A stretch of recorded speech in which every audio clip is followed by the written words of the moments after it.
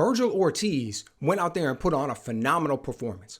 Erickson Lubin, ranked in the division, very impressive background, went out there and got smoked. He comes in, everybody's saying, this is a 50-50 fight. Maybe I'll give it a little bit to Vergil Ortiz. Vergil, 2 rounds. That's all it took him. 2 rounds, he went out there and blew that man out the water.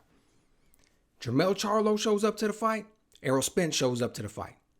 Going in, everybody was talking about Boots, who was also at the fight. So this is a division where we have a lot going on. A lot of things. Boots jumps in the ring. We see the face-off between them. We see how both men want it. But after the fight, an interviewer asked Vergil Ortiz, who would you want to fight next? If it was up to you, what would you want to do? And he says, to be perfectly honest with you, I want to fight Errol Spence. That's my dream fight. And there's a lot that we can learn from that. First, number one, we got to start off. I think we can all agree that a fight between a prime Vergil Ortiz and a prime Errol Spence would have been phenomenal. I can't think of one person who would not want to see that fight. The problem, of course, is those men didn't exist at the same time. A prime Vergil Ortiz exists right now. A prime Errol Spence many years ago. So we're not going to get a fight between these two prime individuals. Number two, the Errol Spence that we saw last out there was an incredibly diminished version of himself. We know what Errol's supposed to look like when he's at his best. We got to watch that for years. And we also know about all the wear and tear on his body. We know about the car crash, and we know about he's come out afterwards and talked about all the drinking that he's done. Man, alcohol will ravage your body when you consume it over the course of many years. So when you look at a guy who's not taking care of his body the way that he should, you look at all the wear and tear he took in the ring, you look at the wear and tear from the car crash, you think about the weight cutting all them years and what that did because he was always a big guy for the division. And then you think about all of that, the diminishment and what we saw in his last performance. I don't want to see Errol Spence go out there and fight Vergil Ortiz. That's not going to end well for him. I've been a big fan of Errol Spence ever since he was fighting in the Olympics. If it was up to me, I wouldn't want to see that man put on a pair of gloves again. He certainly doesn't need to for his legacy, and I can hope that he does not need to for any money. Okay, we've seen that happen far too often in the sport. I'm hoping that the man was smart with it and invested in it. He doesn't need to come back for that. He's just feeling the itch. He's just feeling the itch, and he wants to go back out there and do it, but I don't want to see him do it, and I definitely do not want to see him do it against a man like Vergil Ortiz. And the third thing that we're able to pull from that, and here's the interesting one, is what Vergil himself knows.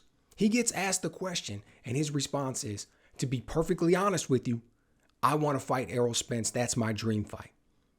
The only reason he has to put a qualifier on that, and the qualifier in this one is to be perfectly honest with you. The only reason he has to put a qualifier on that is because he knows that is not going to be the most accepted answer. The most accepted answer is Boots. That's the one that everybody wants, and he knows it. So when he says Errol Spence, he knows that's not what the fans want. He knows that's not what history wants. But the reason he's saying it is because it's his dream fight. Look at his age and look at Errol's age. Think about the fact that they're both from Texas. And then you think about how Vergil was most likely watching this dude forever. He's watching him and seeing all the success that he's having in boxing. Of course, that's a fight that he's going to want to get, man. And now he sees that opportunity and you ask him, he sees Errol Spence sitting there ringside at his fight, a fight which he blows dude out the water and puts himself in the driver's seat. Of course, he's going to say Errol. Now, the one thing that he didn't say was the money factor. But we all know that that's the bigger money fight. Look, Errol Spence comes back. He's going to fight Vergil Ortiz. If that fight were to happen I'm sure it would be happening in Texas, man, that thing would be through the roof. They would be backing the dump truck up with all of the money that they were making. And oh, by the way, after that fight happened, the Boots fight would still be available. Boots ain't going anywhere. Vergil Ortiz's manager came out on Instagram and said, we should hold a card where we have Vergil Ortiz fighting Errol Spence, and then we got Charlo and Boots, and then the winners fight each other. Of course, that post was setting his man up in the biggest payday possible, which is exactly what he's supposed to do as a manager. But then the thing that it would also do was allow it to marinate a little bit more and potentially get a little bit more buzz. Now, we don't need it to marinate anymore. We don't need it to get any more buzz. We really want to see the fight. As true boxing fans, as people who understand the history of the sport and where both these men currently are in their careers and what they bring to the table, how talented they are, we don't need tune-up fights. We don't need to see him fight anybody else. The one thing that I will say is it will be a little bit of a tragedy that if this fight were to happen next, that it would not have the absolute most hardware on the line. The ring belt or all 4 of the sanctioning body belts should be on the line for a fight of that caliber. Now, that's not going to happen. And at the end of the day, it wouldn't really make that big of a difference in the sense that When we get to see the fight, we get to see those two incredibly talented men fight.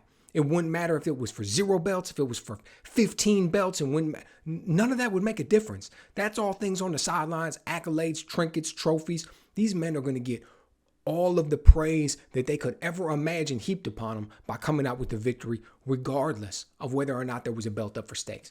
But as far as history is concerned, as far as the books are concerned, as far as being able to strap that piece of hardware around your waist, I'm sure that they would want it to be for the most valuable thing possible in the sport, in that division. And if they were to fight next, it wouldn't be.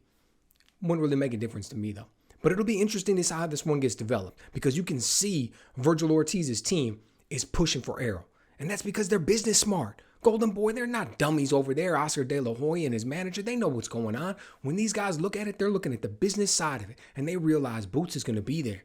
Errol is not. And the money that Errol brings, nobody else is going to be able to do that. And they feel incredibly confident in their guy. And how could you not? What we've seen from Vergil Ortiz lately, particularly this last performance against Lubin, where he just comes in, hunts him down, gets him against the ropes, and finishes him, makes it look easy when he does it. Seek and destroy, man. Vergil Ortiz is not to be taken lightly. Now, I don't know if he's the absolute best if they held a round-robin tournament at 154 pounds, if he is the man who would ultimately come out victorious. But it's a very real possibility. Incredibly talented, brings a lot to the table, comes in there with a bad attitude, wants to hurt people, seek and destroy. I don't think anybody, if they're being honest with themselves, would be looking forward to that fight thinking it'd be easy work, no matter how much they believed in themselves, no matter how much confidence they had. The streak that he's on, physically where he's at, the age, the confidence that he has and what he's done. So even though he may go into that fight with Boots and lose, ooh, think about that one. Real true fireworks. Real true fireworks. So long story short, there's people out there trying to say, is Vergil Ortiz ducking Boots? Personally, I don't think that could be further from the truth. He's looking at this from a straight business standpoint, along with growing up and watching Errol for so long and what that means. You know, it'll be interesting to see what happens. It'll be interesting. Let me know what you guys think.